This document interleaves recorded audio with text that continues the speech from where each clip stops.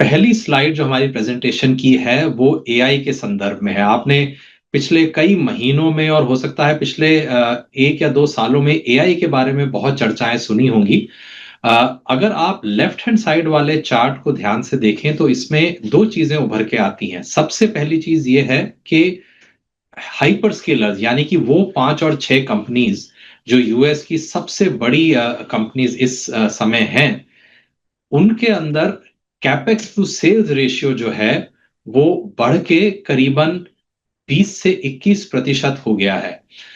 आमतौर पे यूएस बाज़ारों में कैपेक्स टू सेल्स रेशियो कहीं न कहीं 6% के आसपास और इस दायरे में रहता है।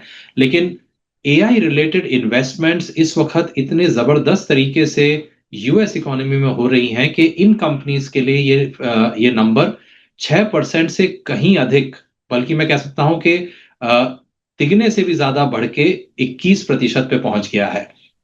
और अगर हम एब्सोल्यूट इन्वेस्टमेंट्स की बात करें तो इन 5 कंपनीज़ जो टॉप 5 कंपनीज़ हैं यूएस के अंदर, जिनको हम फैंग्स भी बोलते हैं और अगर इनके अंदर 2 कंपनीज़ और मिला दी जाएँ तो मैग्निफिसेंट 7 भी बोलते हैं। इन कंपनीज़ का सब जोड़ के जो कैपेक्स है, वो है करीबन 300 से साढ़े 300 बिलियन डॉलर्स। तो आप अंदाज़ा लगा सकते हैं कि कितने ज़बरदस्त तरीके से एआई में निवेश चल रहा है, ख़ास कर कि यूएस इकोनॉमी के अंदर।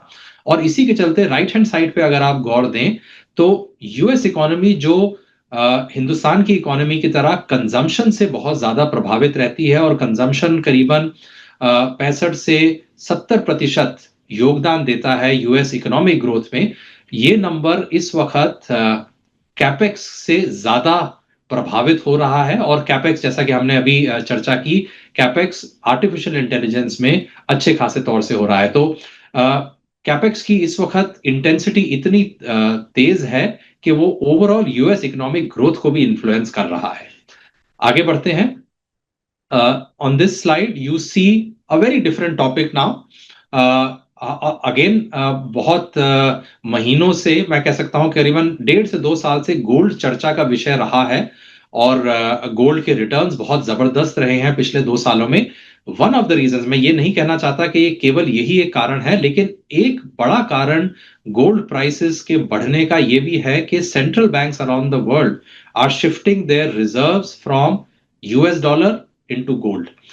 हिंदुस्तान का जो सेंट्रल बैंक है, जैसा कि हम सब जानते हैं, उसके रिजर्व्स भी अच्छे खासे यूएस डॉलर्स में हैं और यही एक क्रम हमने देखा है दुनिया भर के सेंट्रल बैंक्स का भी।